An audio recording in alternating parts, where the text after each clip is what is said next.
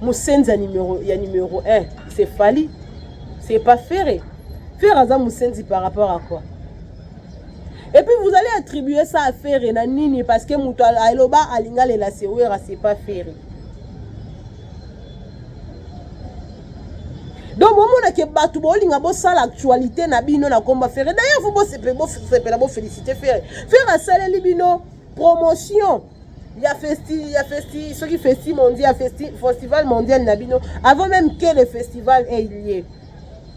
Tant que d'affaires à outer Robeta Rumba Lipanda, le fait qu'il illustrait ma image, oh, bah, te belé, bah, qu'on va interpréter en côté.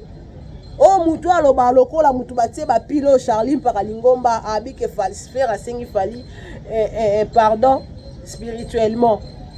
Parce que, bah, on m'a mbalo, baba, et baraté. Ça fait l'actualité, ça fait Fali. Pour que le lawyer bima, mademoiselle Wana a vu courage Wana parce que déjà bah comme c'est grâce à faire, il devrait quand même dire merci à son ami.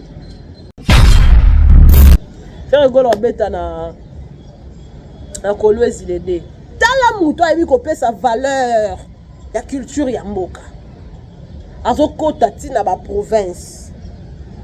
Poso bandimio te na mboka na yo atoke bandimio libanda oze lo côté. Po mukolo ba roya ko luka ba si dans en fait ba benga ngonini. Ba se renseigner sur yo ba ya na mboka na yo.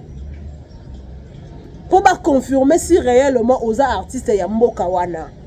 Parce que ceux qui na mboka na yo ba na problème ya koyeba yo dans ozangi identité. Ozangi identité, ozangi origine. Donc il faudra d'abord que les gens commencent par te connaître ici. Dans mboka na yo. Il y a une raison pour laquelle faire Kenda Bumba. Tant que Kenda Bumba. Abetali sola lo sa Bumba. Biso tout oyebi lo sa Bumba. Lobi na zaina libongo. Ngalobi na tambola na libongo. Na yo mona quelque chose ba maman ba oteka lo sa Bumba. Mais avant ba concert à faire wana moi je vous jure na Kenda libongo mingi. Danda mona lo sa Bumba te.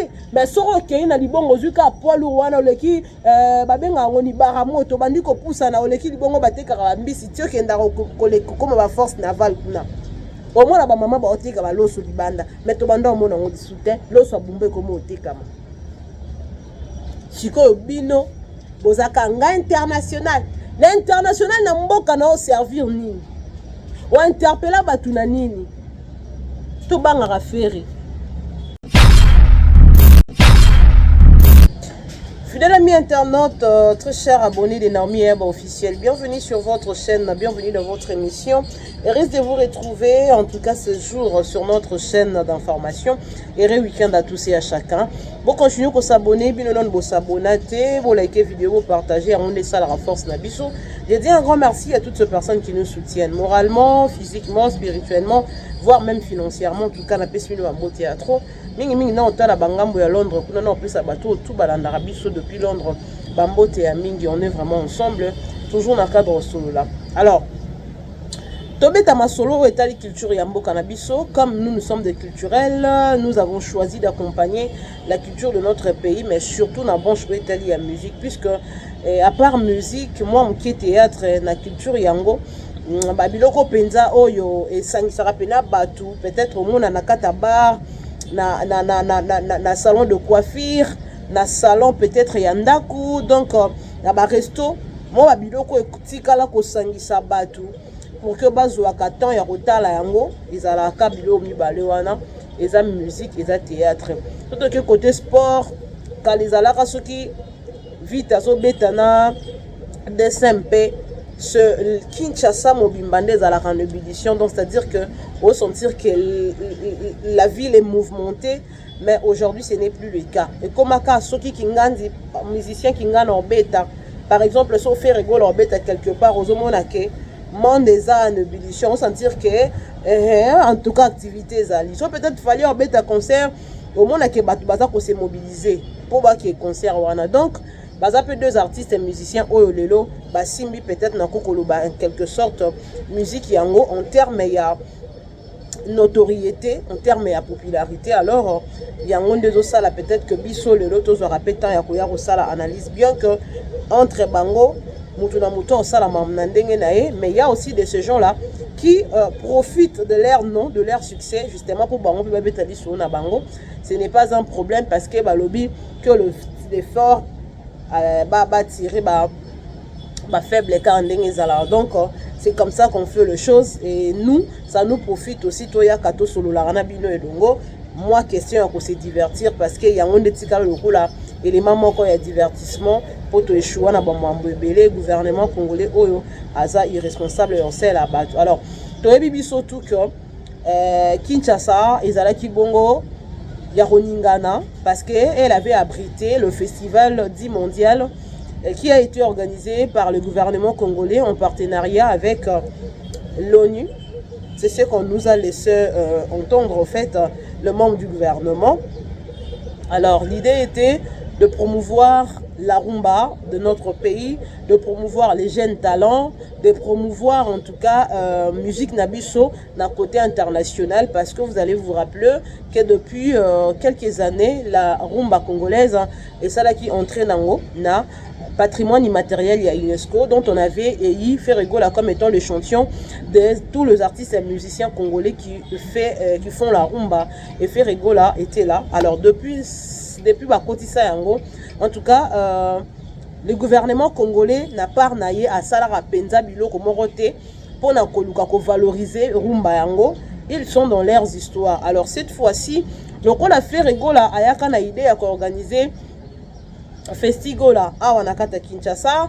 Oyoyo, toroko benga yango ndepena festival mondial parce que nous avons vu la présence de plusieurs artistes et musiciens, même na affiche, même na ba spot oyo bango moko ba artiste se prononçant qui pardon que bakozalawana et vous allez voir les artistes comme le Kumba Garlo, tozaki na ba Thierry Kam, tozalaki na ba Fanidi, tozaki en tout cas na batu ebele ya étranger, ba Chesko Sultani fait rigola azwaki temps yako sensibiliser pe ko inviter certains artistes ya libanda pour prendre part na festival au ezaki festigola un fils du pays avec bandeko naeba producteur ya F1 Prod pour que bako kabongo ko sala eloko moko pour pesa une bonne image na mboka na biso en termes ya musique. Mais malheureusement le gouvernement congolais na biso azalaka animé de mauvaise foi, surtout quand il ne trouve pas son intérêt. Et aussi il y avait des musiciens au bakendaki kolelela bango kuna soit disant vous pouvez pas laisser ce type faire ce qu'il veut faire, sinon comme on a kokende likolo makasi, sans pour autant bayebake dans tout ça là c'est la RDC qui allait gagner. RDC n'a pas de connotation dans le genre comme on a ming propres intérêts na bango.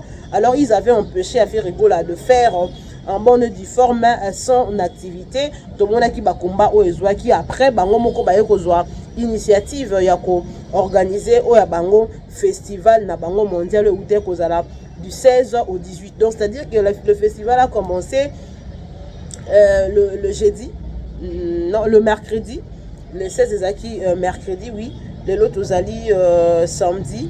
Le 16 ezaki voilà, ezaki mercredi. Le 16 mercredi, le 17 ezaki jeudi, le 18 ezaki vendredi. Donc le festival a pris fin, c'était hier. Alors bazuli kanisiwana parce que bazaki na besoin de satisfaire ba oyo ya bango pour na kosala festival na bango ya matalana oyo nga nazo benga ngo festival local même. Parce que quand on parle du festival mondial, les gens tout le monde a le quoi ba couleur café musique, ba sali festival na bango, ba sangisi ba artiste, il y a ba continent peut-être peu ébélé, ba cause peut-être pas deux continents. Déjà sur comme il y a deux continents et comme mondial, puisque deux continents wana ezali deux continents différents, na quatre continents wana ba pays ezali, c'est-à-dire là on peut parler du monde. Alors au monde a que ba obengisa ba artiste congolais, bengisa artiste ivoirien, bengisa artiste français, bengisa artiste américain, bengisa artiste ya Asie kuna, donc c'est-à-dire ça devient maintenant un festival mondial. Par contre, pour Nabiso, ils allaient qui festival national, un festival local. Pourquoi? Parce que nous n'avons pas vu la présence des artistes internationaux, même pas des artistes mondiaux. Nakatia festival Wanayaïk, artiste Nabiso Moko ya RDC. Alors moi, je me demande en quoi ce festival est mondial. Parce qu'on nous a dit que c'est un festival où ils ont dit qu'on s'organisait en partenariat avec l'ONU. Mais je n'ai vu aucun blanc. Il y a ONU ni à MONUSCO où ils ont awa mission onisienne wana o ezalaka awa na Congo. Totikali comme on n'a même pas Bintou Keïta na kati activité wana. Maintenant moi je me demande en quoi ce festival était appelé mondial. Alors le gouvernement congolais na kati ya système na ya kosakana kana ba congolais azo continuer toujours kosakana biso na ba pratique na ba jeu de mots pour na koluka ko distraire biso. Ça c'est pas un problème parce que nous sommes déjà habitués à ça et nous vivons tozo ya minene na lokuta na bisala sala, ce n'est pas un problème. Alors biso tout au monde déroulement ya festival wana, chacun de nous a un point de vue à émettre par rapport à festival wana. Mutu na mutu atalaki yango ayebi ndenge lekaki o ya sepelaki a sepeli o pas sepeli peta sepeli te o pas s'abstenir pe à s'abstenir, mais mutu na mutu au moins azan a point de vue na yako émettre. Tomoni festival eleki bilongi ya artiste ezaki ya kopona. Moi je pose la question na Manda Chante. Tozaki na eloko ebetamaki Solidarité Congo. Ebetama na poto. Manda Chante avait demandé à une autorité pourquoi la participation y a d'artistes Moussoussou et pas d'autres. L'autorité a répondu que soit disant que pour na prendre part na babilo koana il faut au quota na ba réseau. Alors réseau yango ni niveau d'accord Mertel Africell on sait pas. Ezali réseau de télécommunications, ezali réseau ya nini toyebité et ba ebisa keka réseau. Alors toyesu comment la festival ezali organisé festival mondial où normalement tous les artistes musiciens il fallait pas prendre part. Mais tout le monde sous bilongi ya kopona. Il faut surtout poser question. Cette fois-ci, Manda Chante peut ayaki karaté. Est-ce que Manda Chante au quotidien non réseau en oteti siko pour pas ça on peut pas? Ça c'est aussi un point d'interrogation. Alors pourquoi d'autres artistes et musiciens n'ont pas été contactés? Parce que le mieux à la kaba contacté m'a décliné invitation par rapport peut-être il y a carnet naï. Bate belé lelo festival wana na koloba ezaki na ngonde à l'image à faire parce que premièrement ils ont d'abord copié-collé il y a festigola malgré ba échoué nango par rapport il y a vision au l'artiste azaki nango. C'était d'abord ça. Deuxièmement, Ferré n'a pas été là, mais le nom qui a été cité, c'est le nom de Ferré. Donc je peux dire en quelque sorte que la lumière dans ces festivals était le nom de Ferré. Donc si le nom de Ferré n'était pas cité dans ce festival n'allait pas aussi connaître cette ampleur où il y a à connaître. D'où il faudrait d'abord commencer par dire merci au padre Ferregola, d'abord pour l'initiative d'organiser un festival, d'initier un festival ici à Kinshasa, qui a été combattu d'ailleurs par le gouvernement congolais, en collaboration avec certains musiciens congolais qui aiment toujours la gloire, na kombo na bango. Et puis, deuxièmement, le nom de Ferregola a été cité. Alors, pourquoi maintenant l'artiste Moussouba doit être contacté? Parce que quand on parle de la rumba, ide ngope nazomona ngonde tika mwa mbilinga bango moka na kata papier na bango na balobaki non ba promouvoir ba jeune talent. Ce qu'on kata ba jeune talent ngo na mona ki neti Gali Garvey to benge pe lisuka jeune talent neti Gezma Wete to benge pe lisuka jeune talent. Pour déjà ba réussir ko beta même ba concert à l'étranger parce que le jeune talent na kata concert wana ezaki ka héritier. Pourquoi? Parce que à réussir même pas ça car il y a échangé à coticité. Contrairement naba Gali Garvey naba Gezma Wete au besoin quand même une population ya batu bayakiwana. Donc le jeune talent dans tout ça c'est héritier Watanabe, mais c'est pas grave. Si quand on a des artistes et musiciens et belé au babeta rumba o basala ka fierté ya rumba babeta ka rumba penana ba norme. le quoi ba Karmapa par exemple. Un artiste, un musicien, le quoi Karmapa, tant que ça là bas genre il y a ba activité wana, surtout ceux qui vont dénommer en activité, d'aller beaucoup plus que mettre l'accent sur la rumba congolaise. Beaucoup qui ko ça na Karmapa parce que c'est un artiste, un musicien rumbaire. Oh même fallait à côté à la roté les la cheville à Karmapa parce que c'est vraiment un monsieur qui connaît la rumba. À ça la rumba na ba norme peine à rumba. Tous un artiste, un musicien et belé au babeta rumba au baebani. Et puis Bobengi yango festival mondial. On les a mettre en exergue la rumba congolaise. Maintenant, na kati ya rumba yango, il y a pas que le musicien ya mokili o babeta musique typique, mais babeta rumba. Même dans le Seigneur, dans le gospel, nous avons aussi les artistes o babeta rumba. Par exemple, Emekan. Sans une zembona e oyokola, bonzambe bongina yo moyenge benise la rumba. Plutôt wana Moïse Matuta. Sorozui Emekano na bengaka yo mbunda ya feti piano saxo instrument esepelisaka motema, c'est la rumba. Tosi nzembo olokola kumame yo yo yo, c'est aussi la rumba. Donc ça dit que même na kati ya gospel, il y a des artistes et musiciens au babeta rumba. Maintenant, comment est-ce que dans bozo sala festival ango bozo zwara kaka une partie à bateau sous bozo tika. C'est vrai que vous n'allez peut-être pas faire satisfaire tout le monde, mais il faut quand même faire le choix aux à la judiciaire. Ce qui bateau va prendre qui peut-être part en activité mo quelconque, c'est que l'activité mususu koya beaucoup qui peut sélectionner bateau mususu. Mais on doit pas seulement voir le même visage, il y a bateau bozo sala ka edo romoko. Yango bomona que connotation et ya que les ana ba musiciens bazaka privilégié. Quand on va vous dire que lelo idée oh ya osala festival wana eza idée où c'est pas ya fali batu ba croire te.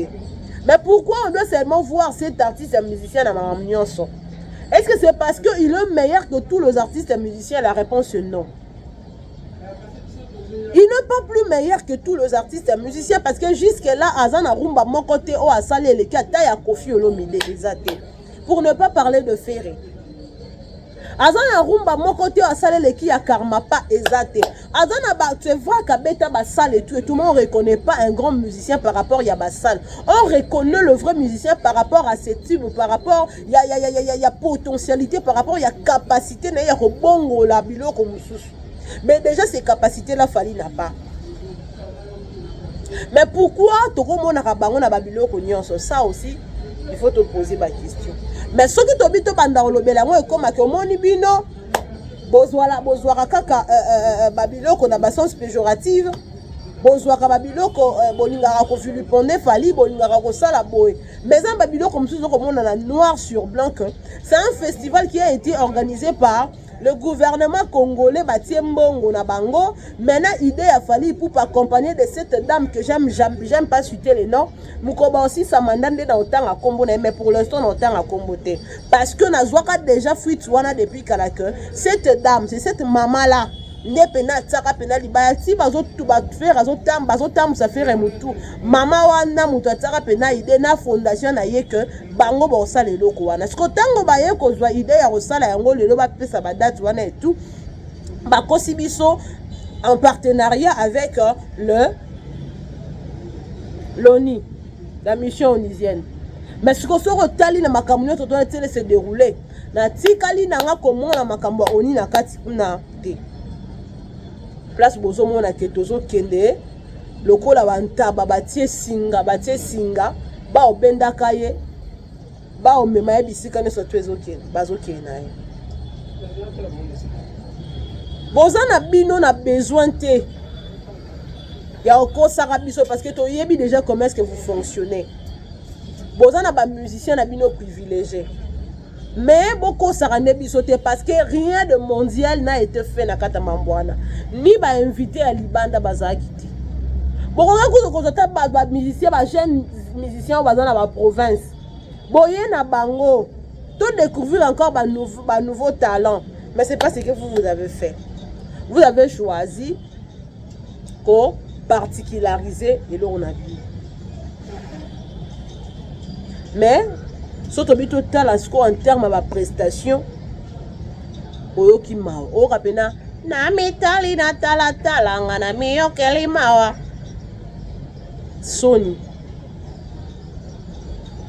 Mutu azwi na ye podium ya festival mondial cadre ya bwakila bato ba jeton ya kolakisa imbécilité na ye ya kolakisa kibosenzi na ye.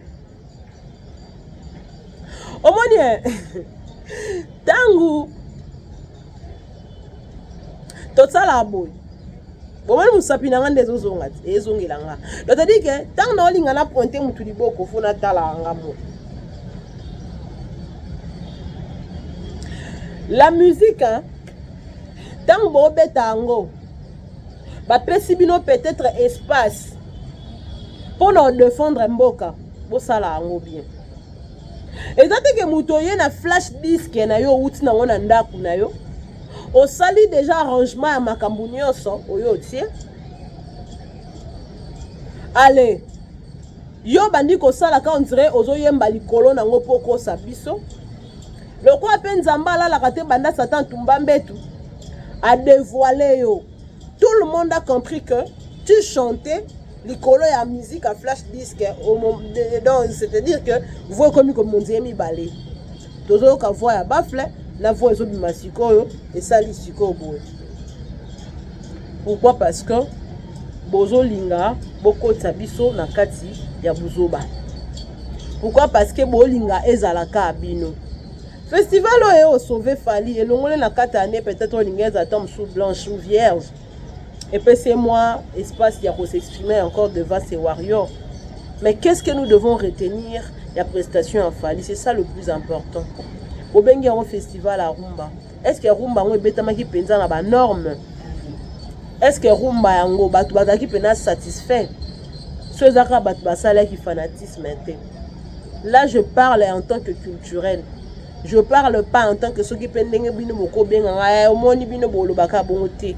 Je parle en tant que culturel, quelqu'un qui aime la musique, qui aime la bonne musique d'ailleurs. On peut pas seulement être un artiste, un musicien à CD. Il faut tout l'accès que oh na yemba ki na CD wana nga yende na oyemba on a live. Mais bo yemba bozuka musique na bino ya CD, bo tia ngo na flash disk, bo bo pesi DJ. Kuna yo zoloba ozo sala ba semblant koyemba musique à flash disk ezo beta. Allez lokola pe bisala salelu tandelo de la kisi biso vérité. Na suka nango pona ko laver au propre oyo ofinga batu basenzi. Lelo batu bazui connotation basenzi balingi ba coller yango faire na bagulwa. Mais en réalité musenzi a liboso eza Fali. Comment est-ce qu'un artiste et musicien peut manquer du respect à ses fanatiques? Bato baye pour nous yoka, baye pour nous soutenir yo. Mais yo ozo la ksabo ki musenzi na yo. Et c'est pas la première fois que Fali a ça qui bo senzi na podium ya concert.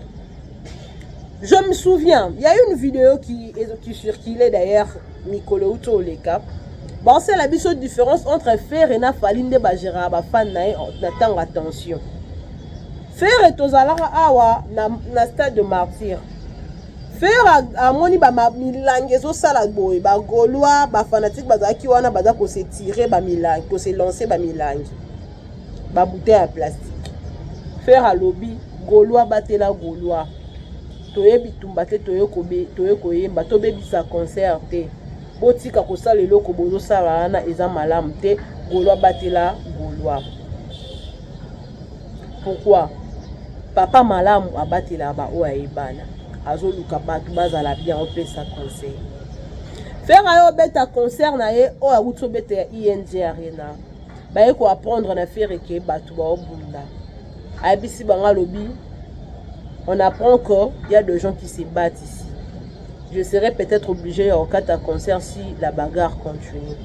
Bon mais quand peu kota la bisika batu ba obunda wapi. Avec toute humilité na motema ya bo papa, un papa qui sait garder ses enfants. Mais Fali bayebi sa même eloko ke bitumbezo bundama. Abi soki bo sakani na okata concert na kei. Donc ça dit que on lo bango na impolitesse. Musenza numéro 1, c'est Fali. C'est pas Ferré. Ferré aza Musenzi par rapport à quoi? Et puis vous allez attribuer ça à Ferré na nini parce que muto aloba alinga lela sewera c'est pas Ferré. Donc moment que batu bolinga bo sala actualité na bino na komba faire. D'ailleurs vous bo féliciter faire à sala libino promotion. Il y a ce qui festi mondial, festival mondial na bino avant même que le festival ait lieu. Tant ou d'affaires à outer ko beta rumba lipanda a. Le fait kaka illustrer ba image, oh ba te belé ba ko interpréter en ngote. Oh mutu aloba lokola mutu batie ba pilo Charline Paralingomba abi ke falsifier asengi fali pardon spirituellement parce que bango mo mambalo baba e baraté. Ça fait l'actualité, ça fait fali pour que le lawyer bima na mademoiselle wana a vu courage wana parce que déjà ba comme autant à comme on a c'est grâce à faire, il devrait quand même dire merci à son ami.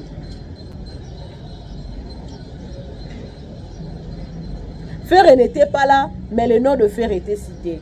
Il était donc Fer est omniprésent en fait. Il est omniprésent. Qu'il soit là ou pas, son nom sera toujours cité. Vous avez fait votre concert. Mais nous, on n'a rien retenu, en fait. Nous, on n'a rien retenu. Et puis, arrêtez, il y a Kolukako, Kolobake, Ferre, Asala Kibote. Déjà, même ceux qui m'ont contacté, qui est Anga Kendete. Parce que moi, soit Moukou, c'est eux. Alors, là-bas, que faire à Senga qui va payer 300 000. Pour Yazanan. Est-ce que faire à Senga va payer 300 000? Pour Azangi 300 000. On peut quand même pas mélanger faire un bazar na bino bosala. Qu'est-ce qui a été fait ya malunga na kata activité na bino rien du tout. Tomonika ba monotonie, tomonika playback, tomonika ba biloko to mesana o monana. Oyo stressé ba kolo rumba. Ba papa wemba bisika bazaba madilu système ba lwambo makiadi ba wendo kolosoi. Ba papa Lutumba. Même ba papa Jano Mombenga o azana no envie lelo. Baza content na binotin. Musique nini wana bobeti. Alors qu'un côté échangeur bisika jeune talent. Ntakalana ba betaki. Wana ezaki nini. Donc en quelque sorte na lobake na place bobe un festival, bobe nga ta kermesse. Pour rien de festival ezaki wana. Le gouvernement congolais a juste trouvé l'occasion yobimisa mbongo na kesa l'État pour balia bakabolana batna bango. Héritier wa sali wana to benga ngoni festival, to benga ngope concert. Parce que héritier wa tanabe na place oya ka koloba ke belé d'abord tu as un problème il y a performance. On a un problème il y a ténacité. On a un problème il y a retenir à ta pendant 2 heures du temps pour ça concert. Et lui, on a un problème, il y a popularité. Donc, on a oraté. On a oraté. Parce que dans le quoi, Gali Garveil, Gezma Wete, les même atteint la popularité. La place de quoi échangère, ils ont mis le nom pire que ont un héritier, vient Mobimba. On pensait peut-être que l'Empire allait se limiter dans l'Europe. Mais pire que ont tambour l'année héritier. Il y a une raison pour laquelle même concert à Bilbao, pourquoi? Parce que billet était comme quitté Nanya Koya. Mpiaka est comme un voisin, il y a héritier Wata. Mais tu vas le voir du haut du podium. Entrer à komi kumisa. Biso aweza kelengi. Ozo yemba batu bazo yo kanzembo na yo. Nzemba ngo ya yo betara wapi. Ponga na tango na ville ya Kinshasa o. Na toutes les 24 communes la ville ya Kinshasa ngana yo ka côté. Ozo na problème ya aura. Ozo na problème à succès. On a un problème. Pia que l'andarayo. Na place où il y a rota munoko vanda sambela nzambe et puis travailler. On a une donc c'est-à-dire que héritier Watanabe le musicien le plus incapable de tout le musicien congolais. Il a d'abord l'incapacité de créer ses propres fruits. Il y a bien belaraka abatu. Ne batu ba ya rotsali ba ya repère ce succès na podium na. Ozaki na ba musicien na kala o batu tu ba iba na clé. Moi no ya comment porter parole au mundele ndundo mishka. C'est aussi l'occasion pour toi de représenter un podium. Ah, mais la mise à vocal, puisque le monde déclare, à part ma émission, pour ce que tu as mis sa miche, identité, il y a miche qui est ma émission, là, va clash sur le musicien. Mais si tu luka mishka na ba œuvre na ye o ya mi benga musicien ezate. Alors que ça allait être l'occasion pour toi de présenter mishka. Pour toi yeba parce que ce sont des gens qui ont vécu avec toi depuis longtemps. Mais oye la bison tselele o atino ata vocalité wana ni improvisation. Likamo malonga lobi wana ezate. O batu bakena parce que mone bongaka bobete pena concert musicien na yo mo pena orchestre bimé pour ça la a cappella batu batikal nango ekeipe musicien na wale kake mission a sali mo vocal moko boye neti lelo o vocal ya Rizé Kanga aboma libala ya landa nzomba mosa eyemba no na disque te me batu bayebi yango ayemba yango avandi na ekaka bo beta guitare ye moko oyemba il faut batu batika na biloko wana tango bimisi ntselele ne fait même pas le poids. Aujourd'hui, le poteau ça net nini. Depuis Ntselele la kendo qu'est-ce que ça fait rekufa? Obi combien de personnes ba oya na sima? Obi combien de personnes ba na bande de touche na jet set? Yonne muto okele na ba mission c'est pas faire. Et puis oyebi non ko yemba to na problème non yomo yemba former ndeni. Incapable de ça ta un quart échangeur. Mais au moins, badadi mola. Au moins, bana o banani ba mishka. Au moins, tatana mukolo wana Charlie Pakalingomba. Aloba alokwa mtu batie ba pile. Au moins, fifi. Na ebele ya aya vandi. Abanzolo ba n'importe quoi ba okumiso papa. Ba kumisa ka wala kola ngungi. Moni ngungi tango bete maboko ya quand on dirait ba osepela nzoka ne ba oluka ba boma nde bango ba sala plus bango bazo ko kumisa plus bazo kundo parce que tu ne fais aucun effort pour t'améliorer pour atteindre la classe des grands. Yo za grand hein. Bobeta li sola festival mondial. Wana bo vanda pena munoko na bino bobeta li solo to zala kana Congo festival mondial. Wana za festival mondial. On est un festival local. Si vous voulez peut-être tout garder on a combat festival. C'est que bon dit que un festival local et puis festival tout bien en cas national. Festival moi les qui quand la kin et influencer même pas la province à RDC. Il y aura une province à RDC ba yo kiango. Ce que l'équipe un festival l'équipe en plaire. C'est que les gens allaient se déplacer ba longo pena la province bazoya. Les gens ba mboka libanda ba à l'étranger bazoya, les diaspora baoya. Et on allait même avoir présence ya ba étranger. Ah ouais parce que ba festival mondial.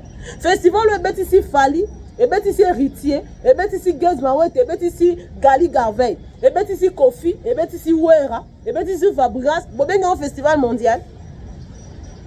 Fait pour ça l'échange de culture. Festival mondial, oh les autres ba diaspora ba changer ta identité, ceux qui va changer origine té. Mais vous avez un mondial. Arrêtez de blaguer avec les gens. Arrêtez de blaguer avec les gens. Vous avez besoin au liambo, on a bien vous l'avez mangé tranquillement. Les warriors quand vous dites que le fer ende musenzi, binonde boza basenzi. Na ko banana leader na binoti na binone sona suka. Na bato tout ba kumisaka na bato tout ba pesa ko opportunité na baza basenzi. Parce que un artiste, un musicien doit toujours tenir un bon langage face au public qui est venu devant lui. Le public qui est venu le voir. Mais quand un leader a ça va fanatique ne kata ba senzi wana atolinga. Donc quelque part au fini batuna ba senzi. Parce que mutu azaki wana ezaki ba public ko babande ko yorta ba yaki ko tala. Quand même public ko bande ko yembela yo fali o leki faire yo bande ko tombola maboko boza ko encourager bango. Kaka ba même personne wana ba loba na yo alinga lela. Yo ebisi bango kata obengi bango basenzi. Donc c'est-à-dire que batu baza basenzi za public wana eza ba golwa batutin et puis batu ba basenzi za public wana na mukolo cri wera musenzi ba warrior basenzi fali musenzi numéro 1. Pour mutu atena ba langage facile wana facilité au finga oda musenzi donc fali mo oda musenzi bato tout boto sepela département de basenzi département basenzi eza département ba warrior PPCA eza fali musenzi donc PCA basenzi c'est fali. Arrêtez de vous agiter les warriors. Vous vous agitez pour rien.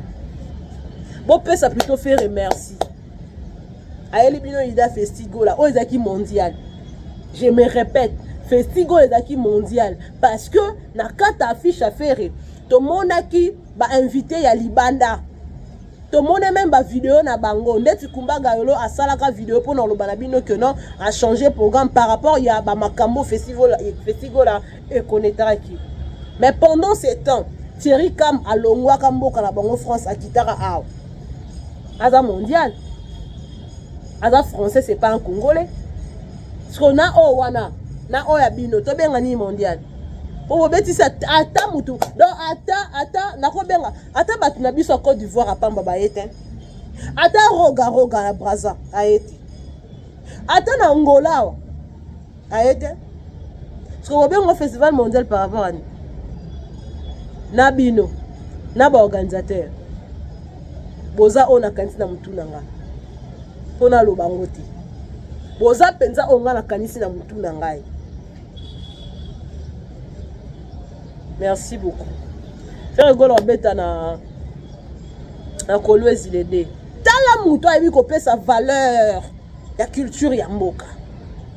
Azokota tina ba province. Poso bandimi yote na mboka na yo atoke bandimi o libanda oze lokote. Po mukolo ba roya ko luka basi dans en fait benga ngonini. Ba se renseigner sur yo ba oya na mboka na yo. Pour confirmer si réellement aux artistes ya mboka wana. Parce que ceux qui na mboka na yo bazan na problème ya koyeba yo dans ozangi identité. Ozangi identité, ozangi origine. Donc il faudra d'abord que les gens commencent par te connaître ici na mboka na yo. Ya moni raison pour laquelle faire okenda ba bumba. Tant que ne bumba. Abezali sola lo so bumba. Biso tout oyebi lo so bumba. Lobi na zaina libongo. Ngalobi na tambola na libongo. Là, on a quelques lots, ma maman va te sa bumba. Mais avant ma concert à faire, moi je vous jure, na kendara libongo mingi. Danda on a sa bumba te. Mais soro ke na libongo zuka poilu wana oleki babenga ngoni baramoto bandiko poussa na oleki libongo bateka mbisi tio kendara koleko comme ba force navale kuna. Au moins ba maman ba oteka ba loso libanda. Mais to banda on a ngodi soutien, loso bumba comme oteka ma. Chiko bino bozaka nga international. L'international na mboka na o servir nini o interpella batuna nini to banga raferi. C'est un artiste, un musicien oyo adana humanisme oya bossa na ba origine te faire okendo betela biso concert na Kolwezi na Lualaba na mboka mama Fifi Masuka certainement redécouvrir pelo mususu kuna akobetela ngo pe tangwa. On peut interpeller encore davantage la conscience de nos dirigeants. C'est comme ça. Ne soyez pas amis aux dirigeants congolais juste pour profiter et relier à Bambongo na bango. Il faut les interpeller.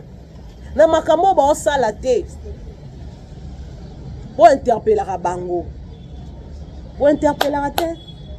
Sentiment kaka soko ba pesio mbongo temi na palais du peuple. Obimiseli biso mwana mobala libumu munene lokola mwana wa mobala comme un musicien o aben o fallait benga ye camarade a télé kunyanga incapable ya yemba vocal na ye moko ayemba fallait zo kosa biso o biso dato za dana expérience ni expérience nini o atela za nango mutu azo yemba nzembo ne badimele volume abata zo kokata zo abokeli ba public ber fallait zo seka donc association de fainéants. De gens qui n'aiment pas émerger. Association de fainéants. Ngana tali concert wane beta men la palais du peuple. Ozomona ke ba musicien o soki muto yemba live. Au moins na pas ba ah puis il faut bimat. Ba musicien fali ba lo ba l'aise. Ngakut na lo ba benazo yemba nazo loba na osape na mo fort que pour ba tuba yoka. Mais ba musicien fali ba yemba pe no senti ke ba oh ba osela na bonde ka micro o loko échantillon en réalité makambo bango ba yemba ezeda ya enregistrer bon yo rebeta concert na flash disque et fali ma ouais alors comme la ba warrior ba bandi ko sepela règle à salini et l'ora malonga te fali millionnaire ma pesi moi na $300 ya bikoro. Lolo na godani na kopakola yo pakola ngo $300. So moni mwana na ba pandi wana zo mona na ba problème belé. Na suki article wa Constant Mutamba. Azo mona na ba problème. Mais mwana bongo tango kutani na ye. Soko lingo pakola ye. On a besoin de payer $300 hein. Tout na ye balobaka apprends-moi à pêcher demain je mourrai pas de faim. Mwana wana aza jeune garçon. Aza na avenir liboso na ye. Peut-être que azara na ba ambition yo sale loko mais makoki ezanga kai. Tango kutani na jeune modèle wana. Na place aussi la biso matala na yo pese $300 na maboko boye. Tout na ye eloko ni ya linga sala. O créer ye akoma ye moko pe autonome. Pour $300 ana yo pesa ki e sora bimi na oka kaboli na ba maso ba mona ke da matina po jamais sili non. Esili. Mais ceux qui ont la question kolo bambisi au apprendre ou peut-être au sungi à investir ne leur moko robote la ye par rapport à ba projet na ye et ko aider encore mamutu. Lobby na ye. À chaque fois bando vanda tant mon évolution loko ana obakinga nazali mutu oyo na bénéficia na artiste et musicien nanga Fally Ipupa à travers ya tatouage na lakisa artiste nanga ke na lingaka ye et en retour l'artiste a longoninga na point A a komisinga na point B faire akenda obeta ba concert na province so ba matiseli mutu ayembi ata balamu to abini faire azwaka ye aye na ye Florence wa danseuse faire azwaka ye na province na Goma aya na ye le lois na 4 orchestre na ye akenda ba voyage ce que zaki te ki motema mabe o salama na maison Schengen elle serait na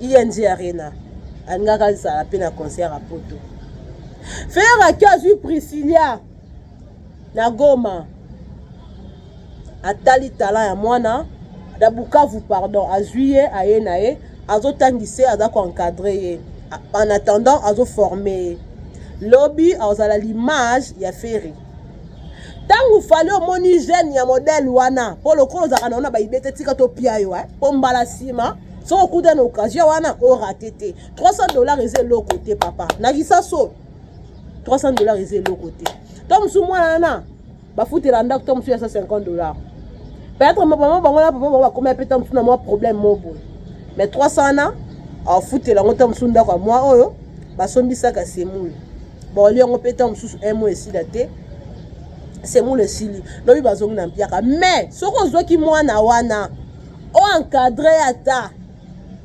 lobi ba bengo papa ba visa pour assez l'employé zo kobela o pese ba visa pour yo koma consul soki nani ambassadeur problème ezate pour luki bo encadrer ye akoma mutu na société le kumo rozala ya yo Fally bagolwa na faire na bango ba sala un étudiant une bourse bano ba orphelin oyo tokenda otala ana Selembao rentrée scolaire na bango za maboko bagolwa mususu bakutaki na malnutrition ye wana azo traitement bagolwa na mutu na ye aroyebaka ke soki na zaboye eza grâce à nani ya faire na bafanda ko Fally bongo yo na suki ya héritier watana be mata na prière ya mata pour ça ne va pas mata bye.